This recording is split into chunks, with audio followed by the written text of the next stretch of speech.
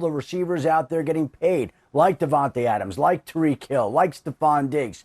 Terry McLaurin views himself in a comparable light to some of those receivers, even though he may not be viewed that way in league circles. But you talk about the uncertainty and the instability that he's had at the quarterback position. But he wanted to get a deal locked in. The two sides have been engaged in talks. Washington wanted to keep him. Let's be honest, Washington's looking for some other type of headline from all the other issues that have been circling around that franchise. And to keep a player of Terry McLaurin's character became a high priority for this organization. Once those other wide receiver deals fell into place, it was really pretty simple to get this one in place. And now that he is signed, it allows him to get to work with Carson Wentz to begin to build the chemistry that they did not because Terry McLaurin stayed away during the mini camps and OTAs.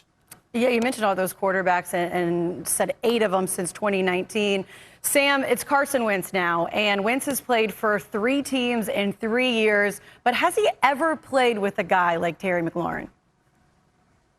I would say no, and the reason why is that, yes, we understand the stats. 3,000 receiving yards with 7 different quarterbacks. It's impressive. But what's more impressive is the way that Terry McLaurin talks about his game. If you listen to him talk, listen to his interviews, he consistently says, I want to be quarterback friendly, right? The way that he runs his routes, how he spends time with his quarterback, right? What he does on each and every play, even plays where he's not the primary target. He says, I'm gonna make it hard on my defender, even when it's a run play. And so what I love is, number one, Terry McLaurin, he leads the NFL in contested catches last year with 25, right? Number one. Number two, a lot of receivers have this kind of attitude where it's like, I want to be the guy. Yes, he wants to be the guy, but he knows that in order to be the guy, he has to be best friends with his quarterback. We saw it with Cooper Kupp and Matthew Stafford last year. So that kind of language gets me really, really excited for Carson Wentz.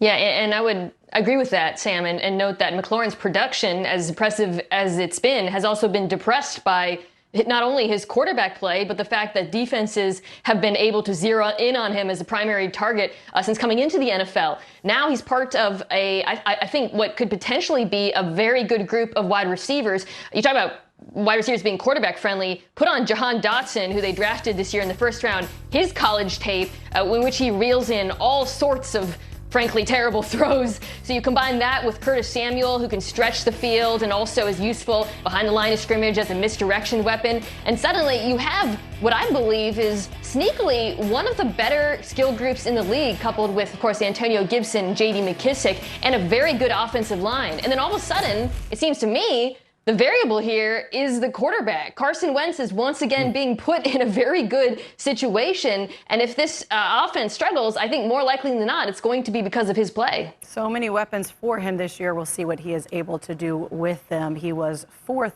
in the league last year in touchdown to interception ratio, trailing only Aaron Rodgers, Kirk Cousins, and Russell Wilson. Hey, bud.